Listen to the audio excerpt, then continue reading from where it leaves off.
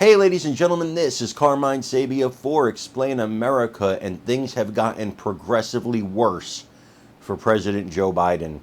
Before we get started, please make sure you like, comment, share, and subscribe. Those little things really help us out, and they help our channel continue to grow. Folks, things are getting worse for the president.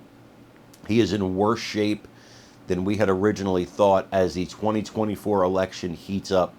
Not only do we have a Parkinson's doctor visiting the White House 8 times, not only is he suffering serious memory losses during his speeches, not only is he trailing off mid-sentence and starting new sentences, not only is the media coming after him, and just this morning, actor George Clooney, who just held a fundraiser for this man, has asked him to bow out of the presidential competition.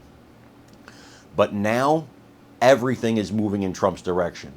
All the polls, the most famous poll, the most accurate poll so far in the previous elections, the most respected poll, which is the Cook Report, has moved 6 states towards President or former President Donald Trump. I guess I'm getting ready for November. This is massive. This is a complete cratering of the Biden campaign. In my opinion, I've said this, I'm sticking to it, at least for the next couple of weeks, until he proves me wrong. I think Biden's getting out of this race. I'm telling you guys this right now. Come back here and tell me I'm wrong if I'm wrong. But I don't see how they keep him. I want them to keep him. I think he's our best shot. I just don't see how they do it. Let's take a look at this report. Let me know what you think in the comments. Fact of the matter is, you look at the national polling, the generic congressional ballot choice for U.S. House. Look at this.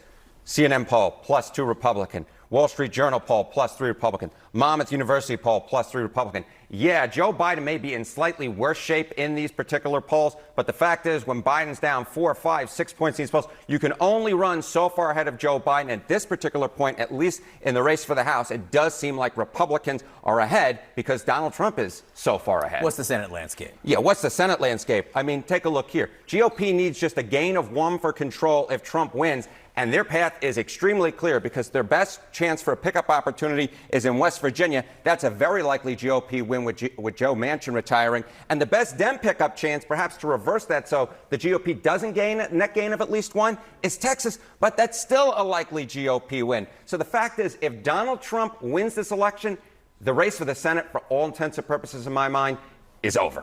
One of the things I have heard from Democrats running for Congress is, okay, if President Biden's not doing well, what we'll say is it makes it all that much more important to elect a Democratic House and a Democratic Senate. Maybe they can gain support that way. But does it work like that, split tickets anymore? It really doesn't. Let's go back since 2000. Same party won presidency and Congress. Yes, 5 times. No was just 1 time in 2012, the House that year. But the House popular vote that year actually went Democratic, even though Republicans maintained control of the House. So the fact is, 5 out of 6 times, that's not good math.